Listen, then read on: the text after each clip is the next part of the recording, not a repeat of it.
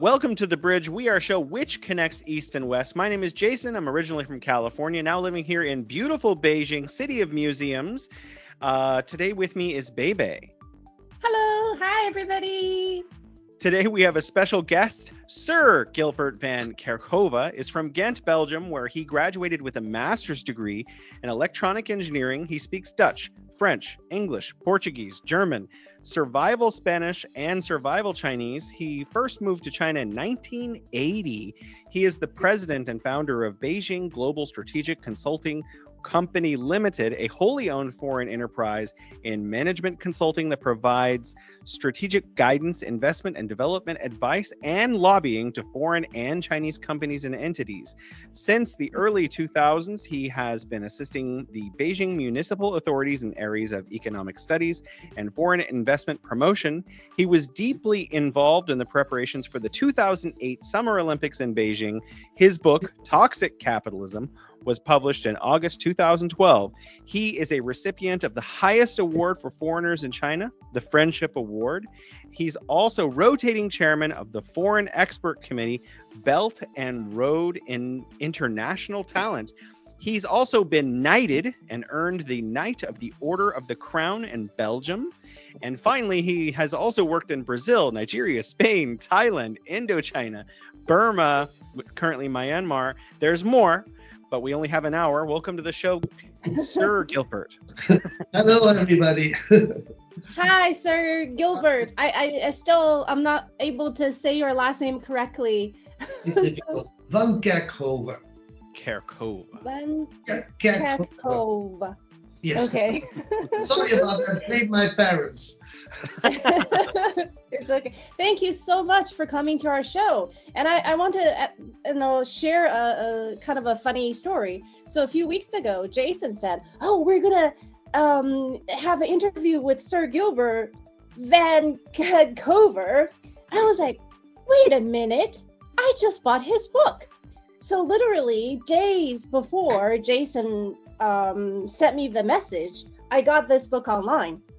And I was very interested in reading more about capitalism, because all the, problems we see. And so I just went online on this bookstore and I typed in capitalism, and I bought like 10 books that came up. And this was one of them. And when he told me about it, it was like, wait a minute, I had it right here. And this book, I mean, if people want to read about truth and common sense, you should get this book.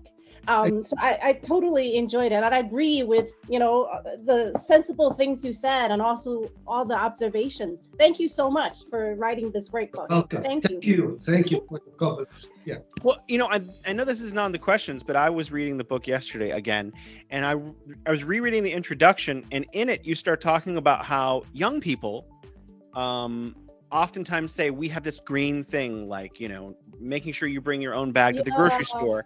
And then you say, oh, well, we don't have the green thing in my generation. We just, didn't have plastic bags. We washed everything. We didn't have disposable cups. We brought our bottles back to be washed and reused to the grocery store. Sorry, young person.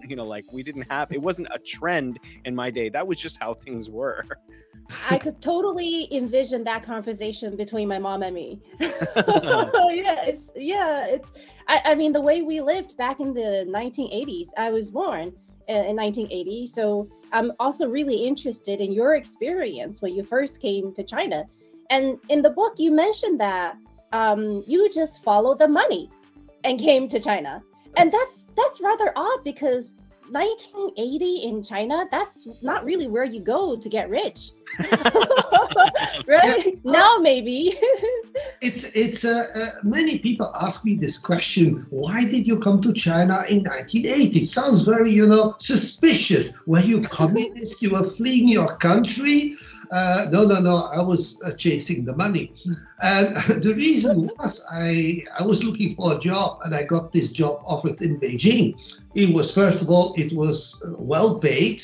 It was a challenge professionally, very, very interesting job to do that I had never done in my life. So, okay, go for it, you know.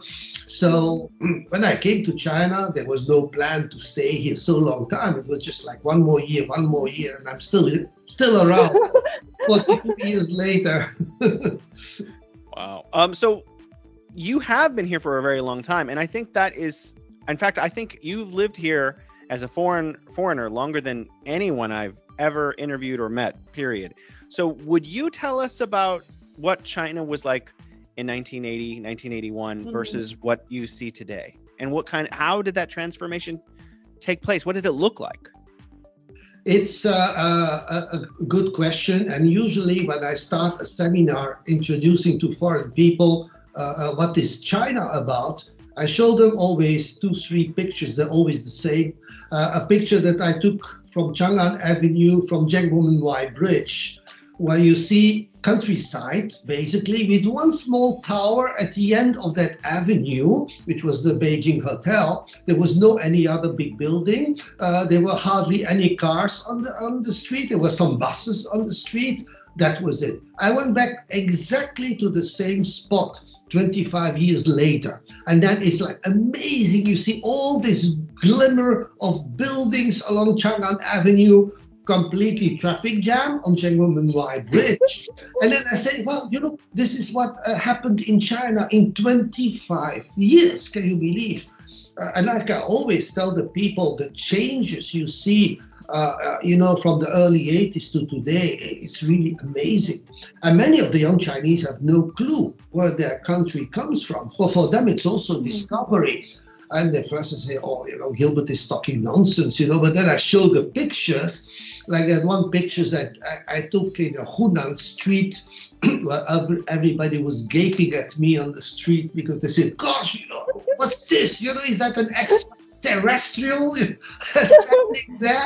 And everybody in Mao suit and looking at me. But I said, this picture tells you a very big story, because first of all, the amazement in the eyes of the Chinese people, but also no hostility, because I also worked in Vietnam, and there sometimes you could run into hostility from the Vietnamese who would think that I'm either French or American.